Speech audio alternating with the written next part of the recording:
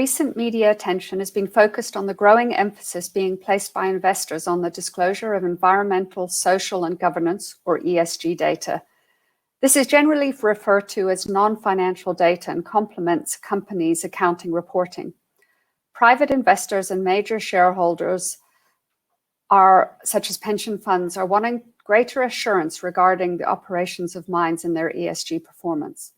Earlier this year, a letter from investment house BlackRock's CEO, Larry Fink, stated, "The money we manage is not our own."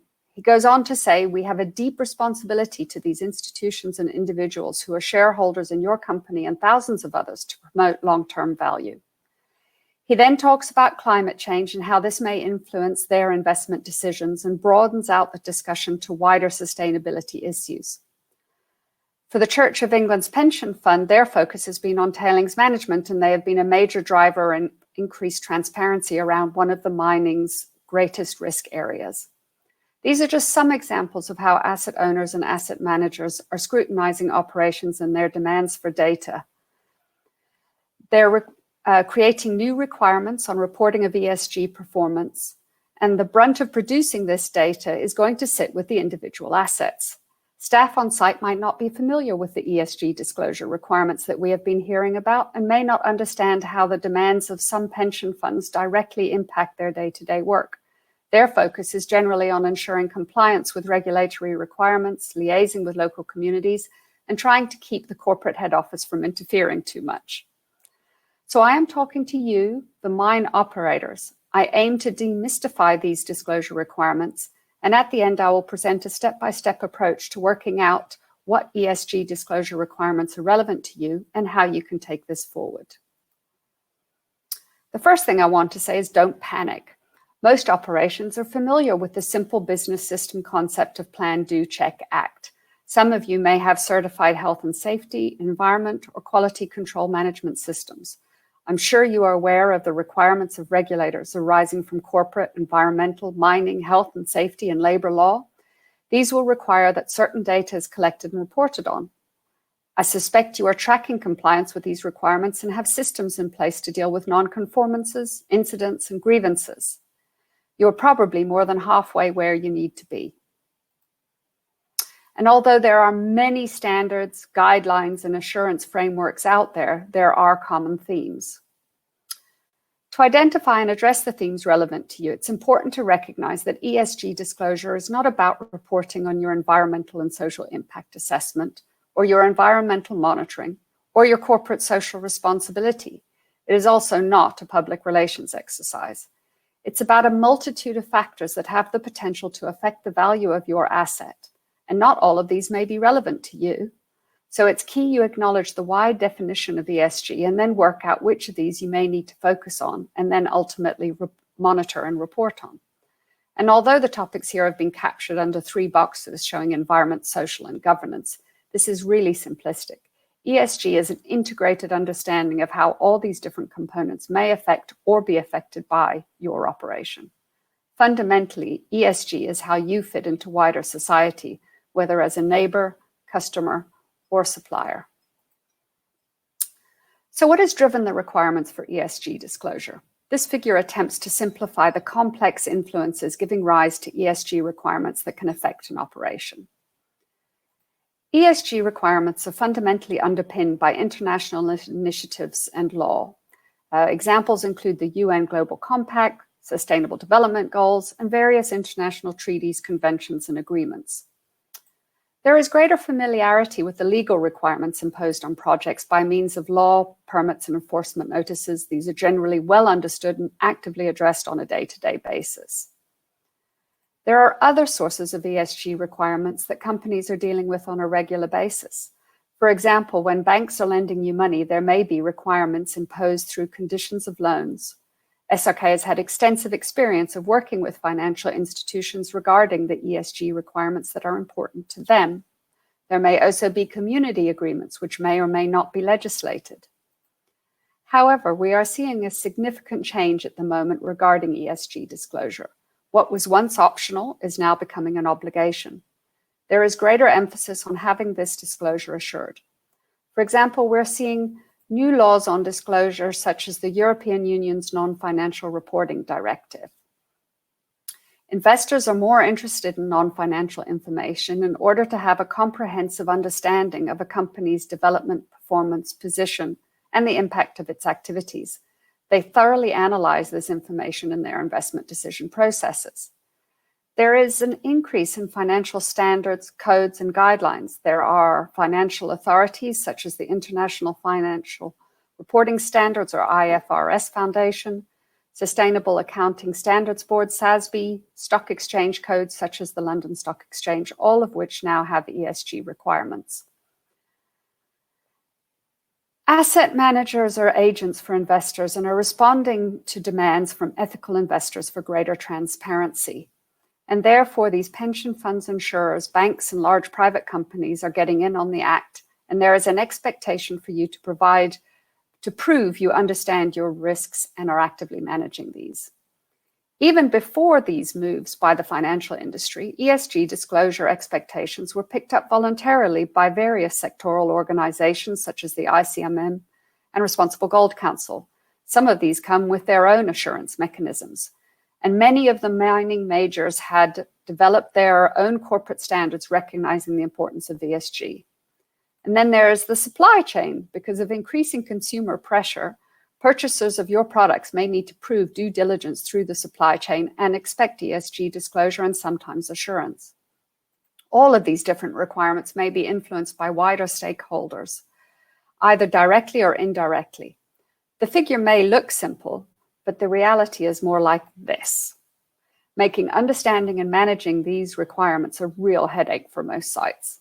The reality is these requirements are all interlinked, and it's vital you understand which ones are applicable to you, or it really will get into a mess. So what's the way forward? Well, first and foremost, it's essential to liaise with your stakeholders and understand their expectations regarding ESG disclosure data. If you haven't already done this, consider using a commitments or obligations register to capture this information. You may be surprised at just how many obligations you are subject to, and how much overlap there is between them. Some of these requirements may be obligatory and some voluntary. And for the latter, you need to understand how this fits into your overall business ethos. Once you know what the disclosure obligations are, see how many of them you are already dealing with. An internal or external audit may help with this process. It's likely you're already measuring a number of key metrics, and these can be reviewed and adjusted if necessary. Also check the status of your compliance with your other obligations, such as those arising through legal or regular channels, from your loan conditions or through your stakeholder agreements.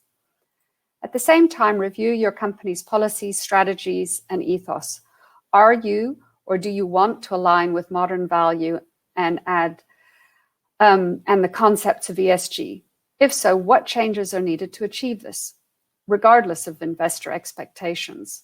Are there voluntary sustainability or ESG standards that you as a company want to align to? So now you know what your gaps are, and you can put together an action plan to address these with clearly allocated responsibilities and timeframes. You may want to liaise with the relevant external parties to determine what their expectations on timing are. Most will be reasonable and give you time to achieve compliance. However, you may wish to voluntarily set yourself some ambitious targets and keep your momentum going. In addition to reporting specific metrics such as the volume of water consumed per ton of ore, your carbon footprint, your waste generated, there's a need to understand and report on ESG risks. Most companies already have some sort of risk register, but this may need to be looked at in light of the broad definition of ESG and how this fits with your wider business systems. As part of the process of identifying knowledge gaps and risks, work out how consideration of these can be used to ensure active integration of ESG into your business processes. For example, does your procurement process actively involve the health and safety, human resources, and environment teams to ensure your suppliers adhere to your requirements? Just having a clause in a contract is not enough. How do you follow up and ensure suppliers or contractors are doing what you expect them to do? Most investors are only concerned in risks that have the potential to materially affect the project value. For these, you will need to establish KPIs so that you can track how they are being managed. So words like sustainability, risk, and in this case, KPIs can mean many things to many people, as I found out when I was doing some research for this presentation. Although the concept is relatively simple, the process by which you identify and establish KPIs is not. Investors want to compare apples with apples, but a mine operating in a desert and one operating in the tropical jungle have very different water management challenges. And thus a simple metric of volume used per ton of ore or the volume of water discharge mean nothing without the site-specific context. The way forward is likely to be a blend of both sectoral and site-specific KPIs. And as noted a number of times by Aidan Davey of ICMM, there is an expectation from investors of increased transparency from mining companies, but the arrangement is not fully reciprocal, as we do not know how the investors then use this information. Also, the emphasis with KPIs tends to be on managing risks to the company.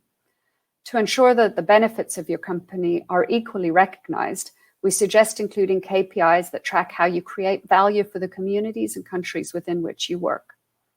Establishing KPIs to solely meet investor or customer disclosure requirements mustn't take away from the other impacts, risks, and opportunities that may not be considered material to your company by investors. But these are of importance to the individual assets and their more site-specific stakeholders, such as the local communities and regulators. The monitoring and reporting of these is also important, so consider setting additional KPIs or targets to ensure performance of these is appropriately tracked. With the data requirements understood and KPI tracking in place, you can now look at how to streamline reporting to meet multiple stakeholder demands. There have been some moves away from large, glossy sustainability reports that may give perceptions of greenwashing. Some companies are providing online access to databases of the required metrics and using a more streamlined sustainability report to provide context to the data and address risks that are harder to quantify. This also allows companies to highlight the significant KPIs and show progress and discuss their plans for continuous improvement. SRK's extensive experience reviewing projects has shown that probably the most important element of good ESG performance is top-level commitment and awareness. And by this, I don't just mean the corporate board with their shiny new sustainability committee, but rather the general manager and the heads of department at site. It is these people who translate corporate will into operational success. Thank you very much for your attention, and I'm happy to take questions.